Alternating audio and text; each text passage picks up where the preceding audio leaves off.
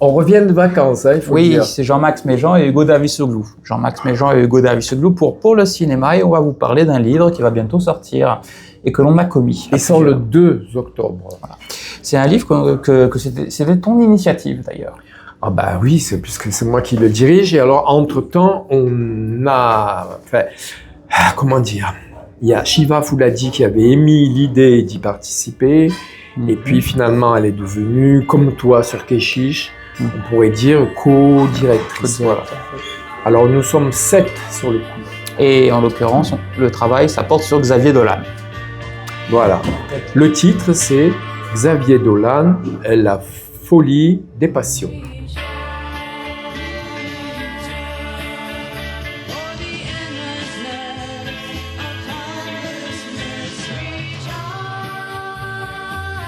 Et en gros, chacun d'entre nous, enfin, même si toi tu le diriges, tu écris aussi des textes, avons couvert l'ensemble de sa filmographie, qui même si c'est un jeune réalisateur, il a une filmographie conséquente. Il a fait 8 films et une série. Alors bon. Ce qui est quand même assez oui, c'est beaucoup, mais enfin par rapport à Orson Welles ou et on a donc couvert, il a fait juste 13 films, Orson Welles. Et on a donc couvert l'ensemble de sa... Comment ça, il a fait qu'un seul film? Il a fait 13 films. Ah oui, je crois que tu me disais, il a fait qu'un seul film. Non, il a fait 13 films. Ah oui, beaucoup plus. Bah, alors, Woody Allen, voilà, si tu préfères. Voilà, c'est 29. Qui continue. Et donc, tout ça pour dire, on a couvert l'ensemble de sa filmographie et en fait, on analyse sur sa profondeur, sur ce qu'il apporte au cinéma, sur sa place en fait dans le cinéma contemporain. On peut dire ça, non? Oui, on peut dire ça. En fait, quand tu dis qu'on a tout couvert, il n'y a pas de manque, il n'y a pas de trou dans la filmographie. Mais il y a des films sur lesquels on s'est beaucoup appesanti, et d'autres qu'on a à peine effleurés. Mais bon, on ne peut pas... J'ai une question, pourquoi cet auteur? Pourquoi pas? Parce que c'est un auteur assez... Parce qu'en fait, d'abord, c'est quelqu'un qui a commencé très jeune. Je crois qu'il avait 18 ou 19 ans quand il a fait son premier long métrage à Cannes. Ensuite, c'est parce qu'il est une figure du cinéma québécois, qui est un cinéma, enfin, pas forcément très connu du grand public. Parce qu'il met au goût du jour, notamment le mélodrame, dans le bon sens du terme, au goût du jour. Son cinéma a certains versants mélodramatiques, tout en le prenant au sérieux. J'ai envie de dire, tu vois, on n'est pas dans le... Oui, mais bon, ça, c'est des réponses qu'on peut faire a posteriori. Moi, quand l'idée m'est venue, disons que c'était après Maurice Pialat. Mais je ne me suis pas dit, tiens, je vais chercher un auteur qui... Non, moi, ce qui m'a intrigué, c'est là-dessus que tu as commencé, c'est parce que justement, c'est... Bon, on l'a comparé à Rimbaud, voilà. Alors, c'est quand même quelqu'un qui est assez étonnant dans le paysage... cinématographique. Et en plus... Parce que ça, c'est mon dada. J'aime bien les gens qui ne font pas l'unanimité. Voilà. Ouais.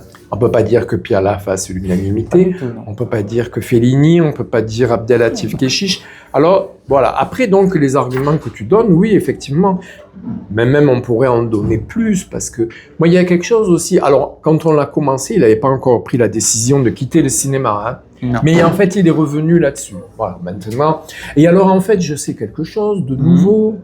C'est Shiva qui me l'a soufflé, parce qu'elle l'a lu sur le journal, avant-hier, c'est que finalement, son prochain film qui va se passer à Paris dans les années 80 sera une mini-série, encore une fois, et non pas un film.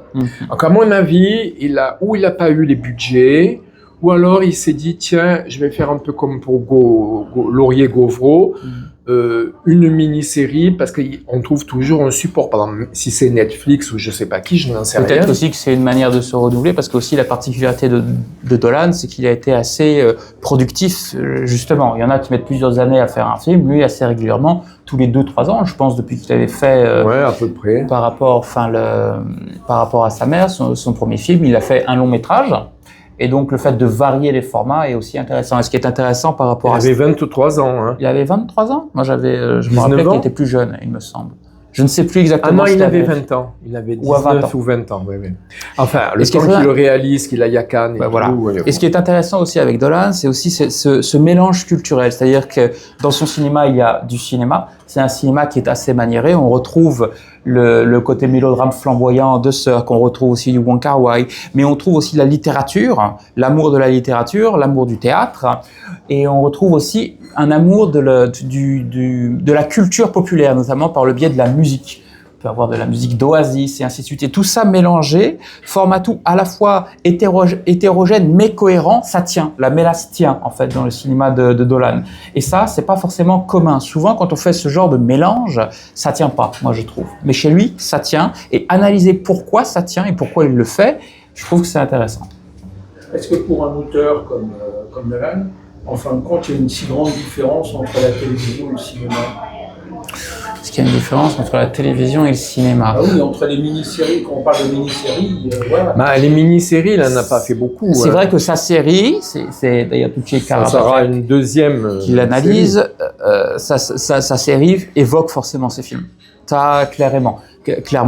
Donc, je ne sais pas si sa prochaine mini-série sera plus ancrée dans le genre de la série plus pure, effectivement, mais... Ça sera une série policière, si j'ai bien compris, parce que c'est un assassin dans les années punk à Paris. Voilà. Après, aujourd'hui, c'est tout ce que je sais. Hein. Après, aujourd'hui, c'est vrai que maintenant, la frontière est moins marquée entre les mini-séries, les séries, le cinéma. C'est vrai que souvent, il y a des auteurs de cinéma qui vont faire des séries. Je pense par exemple à Bruno Dumont avec Petit Quinquin et Coin Coin et les Inhumains, qui sont en fait deux gros films monstrueux de plusieurs heures quand on les met bout à bout. Un peu comme Piala avait fait avec La Maison des Bois d'ailleurs. C'est pas quelque chose qui est nouveau, mais c'est quelque chose qui se répand de plus en plus. Peut-être du fait que maintenant c'est un peu plus compliqué effectivement pour les auteurs de faire des choses longues, d'avoir du temps et des moyens pour développer les choses, et que pour avoir des financements, en fait c'est un peu plus... Ça me rappelle une blague que j'ai lue quelque part. Il y a le PDG de Netflix, il fait une enquête. Alors il demande à un petit panel de personnes, est-ce que vous regarderiez un film de 10 heures? Alors les gens, pas du tout, c'est trop long. Là. Moi, oui. Mais par contre, si on vous le débite en tronçons de chacun 1 heure, vous le regarderiez? Oh oui, génial, voilà. Donc ça, c'est exactement la série, c'est ce que tu dis. À mon avis, de nos jours, il n'y a plus tellement de différence. Et si tu as un film très long à faire, tu vas faire une série. Quoi, voilà. Après, tu vas débiter ça en tronçons. Après, c'est un long débat, mais pour moi, le cinéma, ça reste le cinéma quand tu vas dans une salle. J'ai pas dit le contraire. Comment est venu là? Comme pour tous les autres livres qui sont collectifs que je fais depuis 30 ans. Hein. On a tourné, on a demandé à C'est-à-dire, j'ai une personnes. idée, je cherche des gens qui pourraient s'y intéresser. Et après, ça évolue en fonction de ce qu'on pense. Voilà. Moi, au départ, j'ai une idée de ce que je veux écrire, évidemment. Mais moi, j'ai pas les compétences pour faire tout seul un livre sur Xavier Dolan. Bon, même si en me forçant, peut-être que j'y arriverai. Mais en même temps, je trouve que c'est bien aussi d'avoir divers points de vue pour des réalisateurs comme ça, comme Keshish ou comme pour... On peut apporter, chacun des auteurs apporte sa propre spécialité, si je puis dire, sa propre culture, quoi, en fait. Son propre rapport au cinéma pour analyser... Après, ils apportent aussi ce qu'ils éprouvent par rapport... Alors, il y a plein de gens qui ont refusé, alors on se retrouve si peu nombreux... fort heureusement, parce que c'est plus facile à faire, mais il y a plein de gens qui ont refusé parce qu'ils n'aiment pas ou parce qu'ils ne se retrouvent pas chez Xavier Dolan. Oui, voilà, par exemple. Et donc, parmi les auteurs du livre. Alors, j'avais commencé à énumérer, donc il y a Tucci Karabadjak. Karabadjak Dervisoglu, maintenant, qui est ma femme. Dervisoglu, puisque ça c'est... On va pas dire que c'est anecdotique, mais bon. Après, on va dire qu'on fait des films en famille. Non, je sais, il en reprend. Pardon. Mais c'est rigolo. Donc, ta femme a fait un article sur la mini-série Quand Laurier Gauvreau s'est réveillé. Ouf, on est arrivé à le dire. Ensuite, il y a quelqu'un qui travaille beaucoup avec moi, c'est Caroline Mazoc. Elle a écrit donc sur Laurence Anyways, voilà. Shiva, ensuite, nous en avions parlé. Shiva, donc, dont on a parlé, qui elle s'intéresse tout particulièrement à ces deux films qui se répondent en écho, qui sont J'ai tué ma mère et Mommy, donc elle a beaucoup travaillé là-dessus. Ensuite, Bernard Longeon, qui lui a écrit sur les clips réalisés par Xavier Dolan. Et enfin, Alexis Leroy, qui est aussi un habitué dans la maison, bien sûr, et qui lui a écrit juste sur le film Alors, il a un titre à rallonge, celui où il y a l'amitié entre un jeune homme et... Ah, voilà. Oui, j'ai oublié. Ça me rassure. C'est son dernier long métrage en date, il me semble. Voilà, c'est ça. C'est celui qui l'avait presque, comment dire, forcé à arrêter le cinéma parce qu'il n'avait pas marché. Et pourtant, c'était un très bon film. Alors après ça, je sais pas. Moi, j'aime pas dire beau, pas beau. C'est un film intéressant, quoi. Oui, voilà. non, mais c'est son dernier film, c'était un de ses films les plus, Bon, mais quand même, il faudrait que intéressant, nous retrouvions le titre. Non, mais je sais, c'est Mathieu et Maxime. Mathias et Maxime. Mathias et Maxime. En Ça, c'est moi 2019. qui ai écrit. C'est ça. Mais il a écrit aussi... Juste la fin du monde, Thomas Laferme, Les Amours imaginaires, Laurence Inouye. Non, mais Mathias et parle-moi Maxime. de ce film-là, Donovan. Le titre, s'il te plaît. Et attends, Ma vie avec John Donovan. Voilà. je pense. Attends, Alors, c'est donc Ma vie... attends. on reprend Oui. Ma vie avec John F. Donovan. Pour Voilà. être précis. Voilà. Mais quelle idée de mettre des titres comme ça. Alors, ça vaut pas les titres qui sont en anglais ou en géorgien. C'est encore pire, là. Panopticon, c'est très bien comme titre. Panopticon, c'est c'est pas vraiment un mot géorgien. Hein. C'est français, oui, c'est vrai. Enfin, non, même pas. Non, c'est grec. C'est grec. Bah, toi qui... Oui, mais j'ai pensé. Non, mais moi, je pensais à Foucault qui a oui, mis ça oui, au bout oui. du jour. Alors, on va pas parler de ce parler de ça. film parce que là, on est chez Dolan. Hein. Voilà. C'est toujours une question, ça, l'ordonnance du livre, qui pose problème sur l'organisation des textes. Il me semble qu'on Non, a ça pu- pose pas de On problème. a fait comment? On avait plutôt suivi l'ordre des films. Non.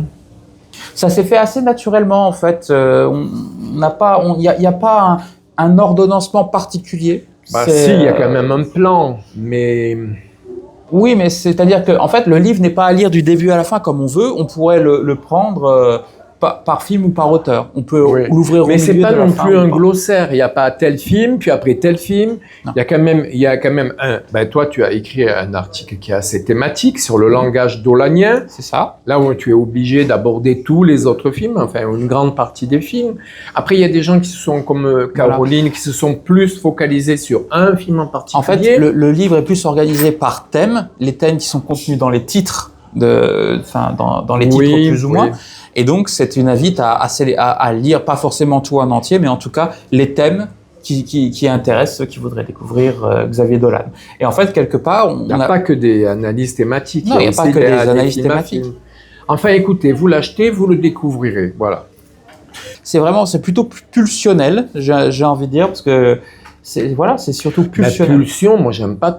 En fait, c'est d'après les goûts des personnes. En fait, parfois, on fait des livres. tu vas pas forcer quelqu'un à écrire sur un film qu'il n'aime Parfois, pas, par exemple. Parfois, on fait des livres pour faire découvrir un auteur. On fait des livres aussi pour défendre quelqu'un qui peut être, et aussi parce qu'on a l'envie et le désir, juste parce qu'on aime cet auteur-là en particulier. Et je pense que pour Dolan, c'est surtout ce dernier point. Parce qu'il n'y a pas, vraiment à le défendre, puisqu'il a quand même une base solide de personnes qui l'aiment.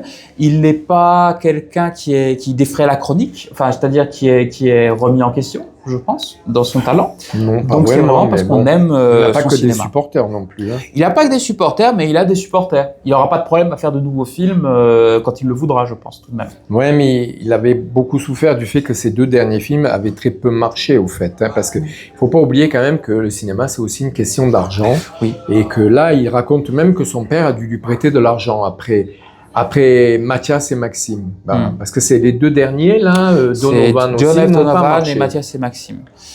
John F. Donovan, moi, je trouvais que c'était un film un peu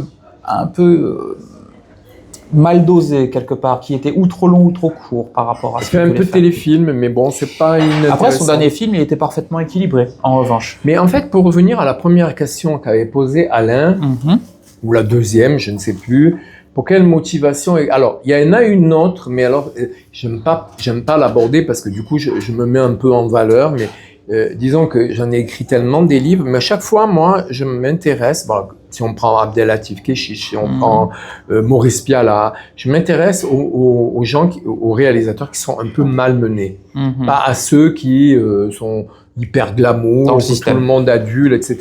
Et donc, alors c'est un côté un petit peu don quichotesque, hein, ou défendre... personne ne m'a rien demandé, mais je trouve que les gens qui ont une fêlure comme ça sont les gens qui sont certainement les plus intéressants. Tu voudrais faire un livre sur Godard? Lui, il a l'unanimité avec lui. Hein. Quelquefois, l'unanimité contre lui. Mais, mais lui, c'est un cas quand même. Non, j'ai pas les épaules assez solides, mais je te le laisse si tu veux. Bah, moi, j'aimerais bien qu'il y en ait qui me disent Moi, ça. même mais bon, réaction, je sais pas. même réaction par rapport à ça. Si, il y a Gallimard qui m'a téléphoné avant-hier. Ah bon? Oh, il m'a dit ce serait formidable si tu t'intéressais. Mais non, mais je plaisante, non.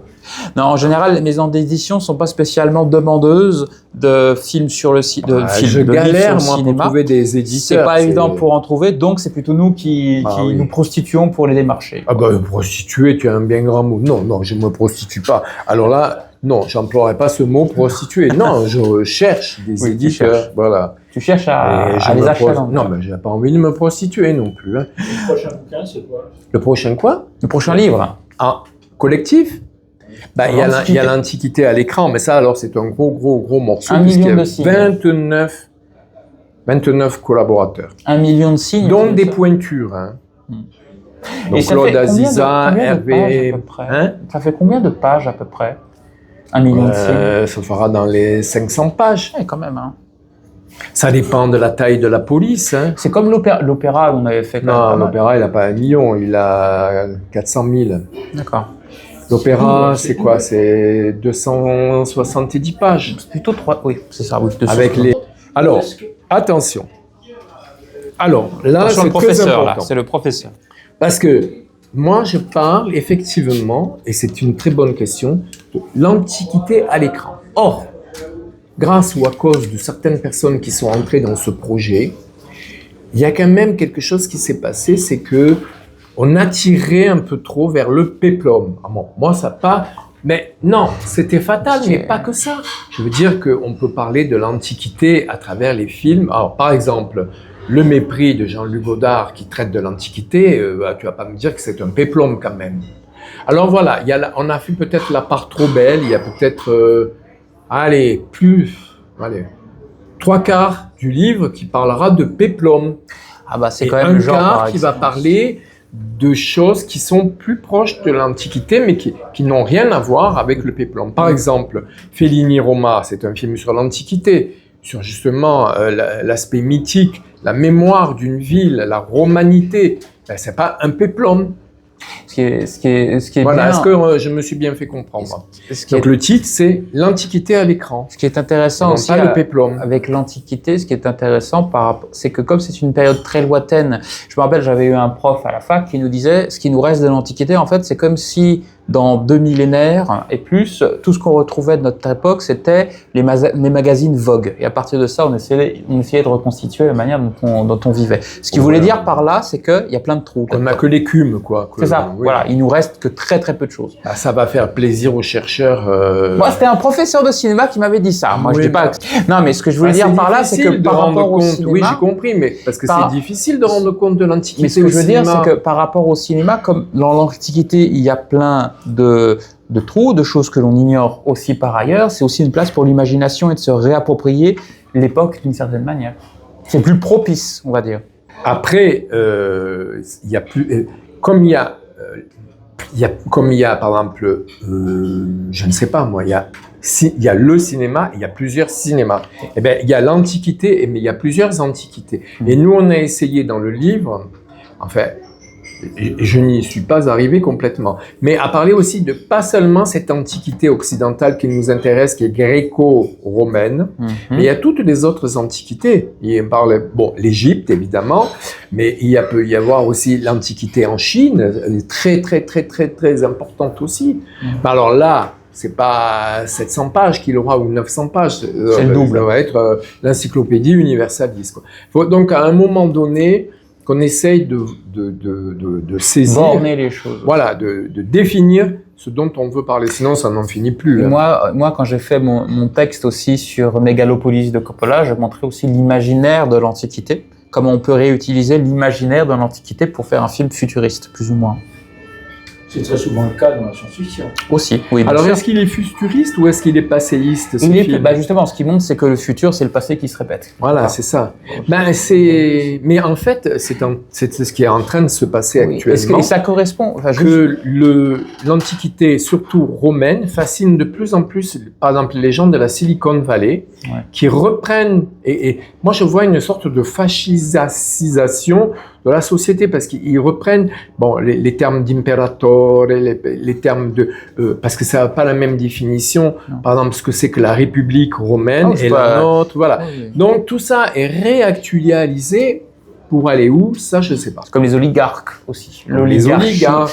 Mais moi, par rapport à ce qui est intéressant aussi par rapport à Megalopolis, c'est que c'était aussi une certaine veine d'une certaine science-fiction dans les années 60, dans les années 70, comme Philippe K. Dick, qui est très important, ou même alors Asimov aussi, où quand ils concevaient leur science-fiction, enfin Asimov moins, mais notamment Philippe K. Dick, où ils reprenaient des comportements antiques dans un futur lointain. Et quelque part, il montrait que les nouvelles technologies aussi faisaient régresser l'humanité. Ben, on le voit, oui. Et c'est ce qui se passe, on est en plein dedans. Là-dessus, en fait, alors on part un peu loin, je trouve que K. Dick a plus touché juste par rapport à l'humanité que ne l'a fait Asimov, par exemple. Donc ça, c'est le mot de la fin. Peut-être. À moins qu'il il n'y a jamais de fin, surtout avec un sujet aussi vaste. En fait, on ne peut pas non plus aborder, par exemple, les jeux vidéo. Ils auraient leur place, parce que pour le film 300, par exemple, j'adore une 300. Reprise des guerres qu'on a connues, que ce soit les guerres médiques ou les guerres puniques, avec une scénographie au départ, c'est une bande dessinée, donc. De George Miller. Et l'ultra-violence qui se développe. Et quand on voit que c'est très, très éloigné, enfin, moi, je ne suis pas agrégé d'histoire antique, mais c'est très éloigné de ce qu'on suppose qu'était l'Antiquité. Il y a un podcast, je ne sais pas si tu le connais, qui s'appelle Storia Voce, où régulièrement, des historiens très sérieux. C'est Storia Voce ou c'est... Storia Voce, moi je connais. En tout cas, il y a des historiens qui viennent et qui parlent selon certains thèmes de certaines époques. Et il y en avait un justement qui parlait du rapport, enfin des guerres entre Sparte et Athènes. C'est pas Storia Mundi plutôt? Non, c'est Storia Voce. D'accord. Entre Sparte et Athènes. Et en fait, il racontait en réalité les rois de Sparte. Il y en a eu plein. Celui qu'on connaît le mieux, c'est Léonidas. Léonidas qui avait 60 ans quand il est mort. Il n'était pas du tout comme dans le film. Il parle justement du film de 300 et il raconte comme le 300 en fait n'a rien à voir, pratiquement rien à voir avec la réalité historique. C'est dans le livre qui j'espère sortira sur l'Antiquité. Il y a Éric Offan qui a écrit 9 articles dans lesquels justement il s'appesantit un petit peu là-dessus en montrant que les héros, enfin les acteurs qui jouent le rôle, ou les actrices qui jouent le rôle de ces héros antiques, ne correspondent absolument pas. Il y a le cinéma. Oui, mais justement, c'est ce que je veux dire. De les magnifier. En fait, ça pose certaines questions. En fait, ce que ça pose comme question, ce genre de livre qu'on s'apprête à sortir, c'est le cinéma par rapport à l'histoire. Le cinéma peut se le réapproprier, raconter des histoires assez formidables, mais après, il y a une question d'éthique et de morale à le faire. Mais après, ça pose la question aussi du rapport des individus au cinéma. On peut faire ce que l'on veut, mais c'est aussi au public de savoir regarder les films et de ne pas confondre l'univers du cinéma avec la réalité historique. Et aujourd'hui, force est de constater que, malheureusement, les gens ont tendance à amalgamer les choses, je trouve. Par exemple, quand je parlais de Storia Voce par rapport à cette histoire de 300, en réalité, il y avait beaucoup de Grecs dans l'armée perse, puisqu'il fonctionnait en satrapie. Il y avait les Grecs qui étaient... Enfin, les Grecs. D'ailleurs, peut-on dire Grecs par rapport à l'époque? C'est compliqué. Enfin, l'idée de Grèce, l'idée de nation et ainsi de suite. Ils avaient construit de tellement grands empires. Mais oui, non, mais quand Alexandre a affronté Cyrus, il y avait beaucoup de Grecs d'Anatolie qui ont affronté les Grecs qui n'étaient pas Grecs, qui étaient d'ailleurs des Macédoniens, même s'ils appartenaient au monde grec. Mais ça n'est pas du tout abordé dans ce 300 de George Miller, parce que le 300 de George Miller correspond aussi à certaines idées. Moi, j'avais fait une boutade. Techniquement, on pouvait comparer limite le 300 de George Miller à certains films de Leni Riefenstahl, comme Le Triomphe de la volonté, aussi, si tu veux. Un petit peu. Oui. Dans la magnificence des corps, et ainsi de suite. Oui. Mais j'aime ce film, 300. Moi, j'aime ce film, mais attention, le cinéma, ce n'est jamais la vérité. Tu vois ce que je veux dire? Et le problème aujourd'hui, je pense, c'est que les gens confondent le cinéma et la vérité. Je suis pas sûr de ça. Moi, je crois.